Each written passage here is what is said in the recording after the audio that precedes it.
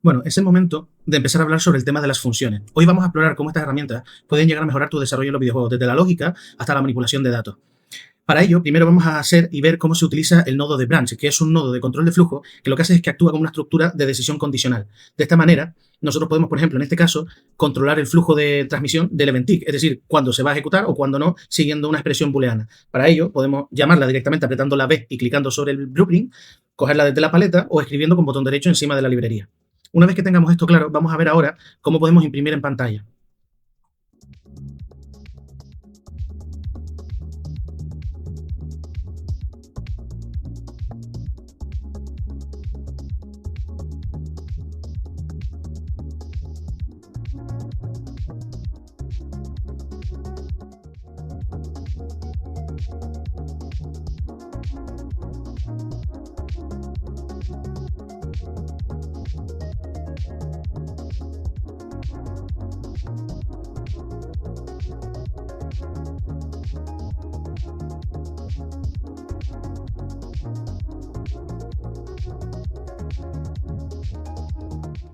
Llegados a este punto, como vemos, si en el caso de que la condición sea verdadera se imprimirá, en caso de que la condición sea falsa no lo hará. Esto ya lo hemos visto en vídeos atrás, pero ahora vamos a intentar ver que esta ejecución, este nodo de enseñar un mensaje por pantalla, lo vamos a utilizar muchísimas veces durante el desarrollo. Y es aquí uno de los principales motivos para utilizar las funciones, ya que esto nos permite reutilizar código que nosotros tengamos. En este caso simplemente es un print string, pero si nosotros tenemos un código muy amplio que se dedica, por ejemplo, al análisis de datos, a verificar un número, a sumarlos, a hacer operaciones, a infinidad de situaciones, para eso existe la creación de las funciones, para poder sobre todo reutilizar código y que este lleve una estructura mucho más optimizada a la hora de nosotros programar diferentes lógicas. Y lo que vamos a hacer es copiar nuestro código como Alt+C y poner en collapse to function. Esto nos creará directamente una función, pero esto todavía no está configurada. Para ello, nos vamos a meter dentro de nuestra función y vamos a verificar qué es lo que trae. Para verificar que funciona o no funciona, simplemente vamos a unirlo al event tick y vamos a comprobar a ver si ejecuta como lo está haciendo, pero tenemos que poner la condición en verdadero para que se vea el mensaje. Como vemos, está ejecutando con total normalidad. Ahora vamos a darle una vuelta de tuerca y vamos a mirar la función por dentro a ver cómo podemos trabajar. Y de esta manera podemos llamar a esta función siempre que nosotros queramos infinidad de veces para que cumpla la misma función. Pero no tendría mucho sentido si siempre va a imprimir el mismo mensaje. Y es por ello que ahora vamos a ver cómo podemos configurar. Las funciones tienen un sistema de inputs y outputs para que nosotros le podamos transmitir información y estos también nos puedan devolver la misma. De esa manera, por ejemplo, la condición nosotros podríamos pasarla como un input. Nosotros le indicaríamos si se imprime o no se imprime desde la entrada de datos. Y lo mismo con el mensaje. En vez de nosotros tener que imprimir siempre el mismo, podríamos implementar que el mensaje se lo diéramos nosotros a la función para que ésta ejecutara un mensaje según nosotros la llamemos. Vamos a comprobarlo. Como estamos viendo aquí, ahora la función ha cambiado. Ahora tenemos un nodo de entrada booleano y un string. Ahora, si nosotros cambiamos esos valores, podríamos intentar escribir un mensaje y cada vez que llamemos a la función, que sean condiciones diferentes, de que sean una condición de entrada que sí y otra que no, que el texto sea distinto. Y ahora vamos a analizar lo que sería la configuración de manera default, es decir, cuáles son los valores de manera default que va a tener la función una vez que nosotros la llamemos. Si nosotros queremos, por ejemplo, colocar un mensaje y poner que de manera por defecto aparezca en verdadero, es decir, que se nos muestre el mensaje, ahora cada vez que llamemos a la función ya esos valores están predispuestos. Luego tenemos la opción de pass by reference. Esto lo que hará, en este caso, en muchas de las opciones de variable, es que nosotros tengamos que pasar una variable. Por eso se cambia el icono del inicio, indicándonos que nosotros tenemos que pasarle una variable en vez de nosotros marcarlo como condición. Por eso es importante saber si nosotros vamos a poder modificar la entrada directamente desde la función o vamos a tener que pasarle variables.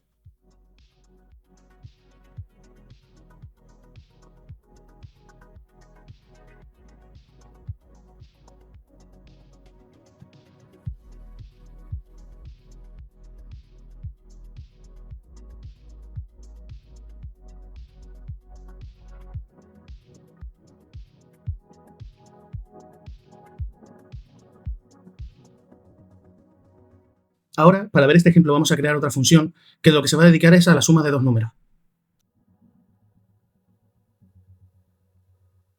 Para ello, lo primero que tenemos que configurar es dos variables que le vamos a pasar, en este caso la vamos a poner como variables de tipo flotante, y luego la vamos a configurar dentro de la función como dos inputs.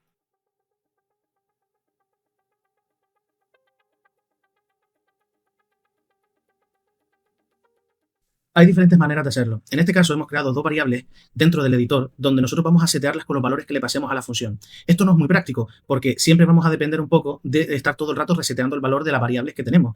Por eso más adelante veremos lo que son las variables locales y cómo se utilizan. Aplicamos una suma a las dos variables que tenemos y lo que vamos a hacer es con el nodo return es devolvernos el resultado. De esta manera ahora lo único que nos queda es conectar la función y el resultado imprimirlo por pantalla.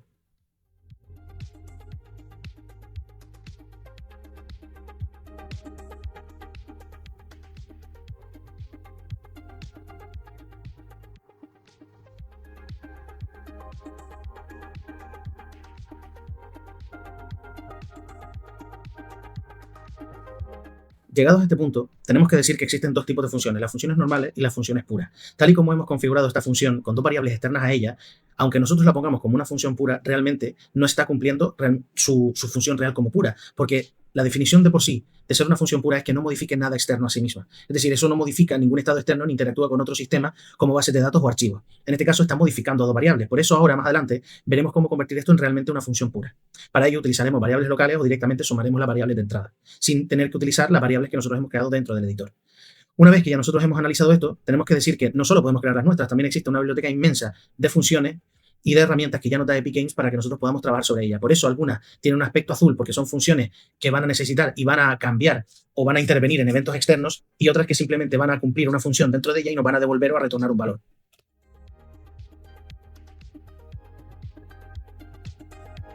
Ahora mismo, tal y como lo tenemos configurado, realmente no está cumpliendo su función como pura. Lo explicaremos ahora más adelante cuando empecemos a modificar su interior. De momento, lo que vamos a ver son las diferentes opciones de personalización que tenemos con nuestras funciones, como puede ser darles una descripción o utilizar el sistema de keywords para poder identificarlas de manera rápida en el buscador o en la biblioteca de funciones.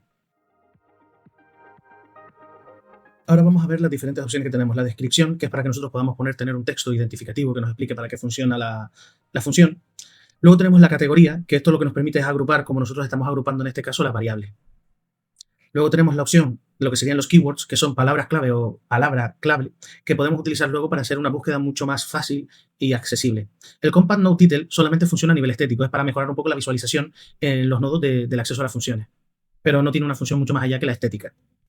Luego, las opciones de Calling Editor lo que hacen es que podamos llamar a esta función desde el propio editor donde estamos trabajando en el nivel. Ahora mismo esto no lo vamos a ver, pero sí que cuando nosotros empecemos a trabajar en nuestros propios actores va a ser muy interesante para que se pueden llegar a utilizar.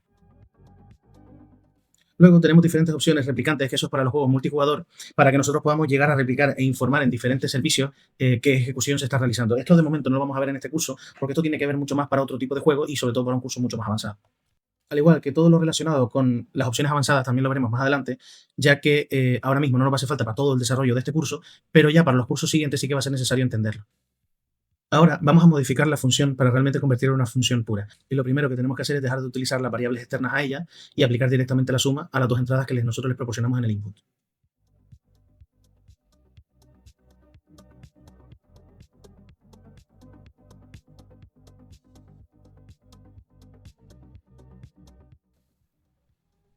De esta manera tan simple hemos conseguido convertir una función normal en una función pura, ya que no está interviniendo en variables externas o en ejecuciones externas. En muchas ocasiones las funciones pueden llegar a ser increíblemente grandes y pueden llegar a tener muchísimas entradas o tener muchas interconexiones. Para evitar tener todos los nodos totalmente enredados unos con otros, lo que nos da las funciones es la posibilidad de llamar a los inputs de entradas como si fueran variables independientes. Estas variables realmente son los inputs, no están externos a la función. Por eso es importante también no poner los mismos nombres a las variables de los inputs a las variables que nosotros tenemos dentro del editor, porque pueden llegar a crear confusión a la hora de llamarlas. Otra opción es también llegar a crear variables locales. Son variables que solamente interactúan dentro de la función y tampoco podemos llamarlas de la misma manera que las entradas porque también puede llegar a crear una colisión y puede llegar a fallar o darnos error.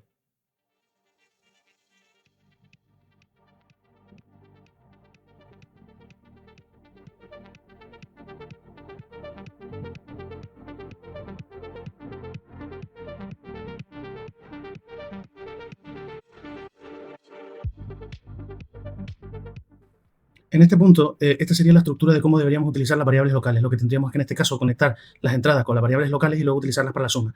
Pero como esto no es la manera más eficiente y realmente bastante más engorroso, podríamos realmente conectar las dos variables de entrada y cerrar el retorno para que nos devuelva el resultado de la suma. Y con esto ya tendremos una función completamente pura.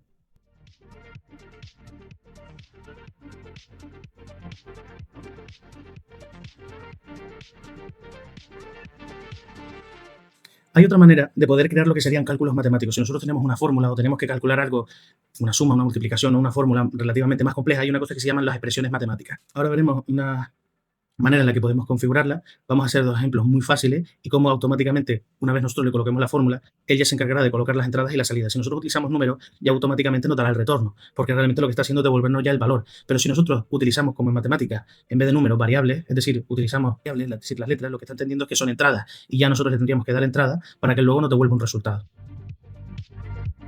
En este caso, si entramos dentro de la expresión, nos vamos a dar cuenta de que no podemos modificar nada de lo que hay dentro. Es porque realmente él se encarga automáticamente de colocar todos los nodos necesarios para poder hacer el cálculo matemático. Entonces, lo único que nosotros vamos a poder modificar es la fórmula que nosotros le damos para que él ejecute la expresión matemática.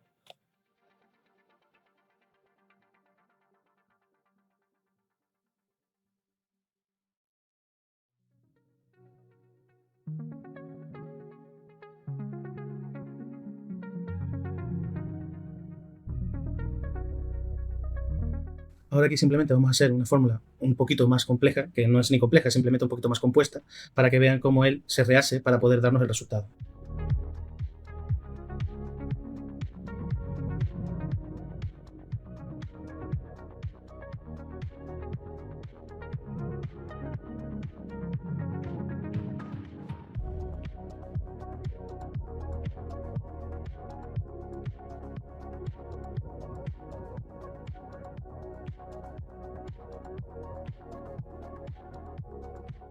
En estos casos, como si también fueran gráficos colapsados, nosotros podemos ponerle una descripción y también podemos cambiarle el color para que sean identificativamente mucho más rápido de ver a la hora de trabajar con ellas.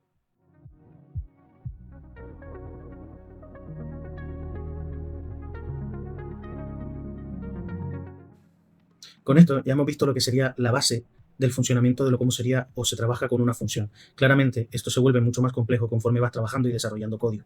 Por eso lo mejor es ir trabajando sobre la práctica y en la práctica ir haciendo las diferentes funciones, diferentes opciones y diferentes maneras de trabajar para encontrar el mejor resultado y la manera más eficiente de crear todo lo que sería nuestro juego o proyecto. Así que nos vemos en la siguiente clase, donde ya empezaremos a trabajar con el tema de los bucles, cuál es su funcionamiento y el por qué deben utilizarse, ya que es una manera eficiente de repetir código o eventos. Así que nos vemos en la siguiente clase. Hasta luego.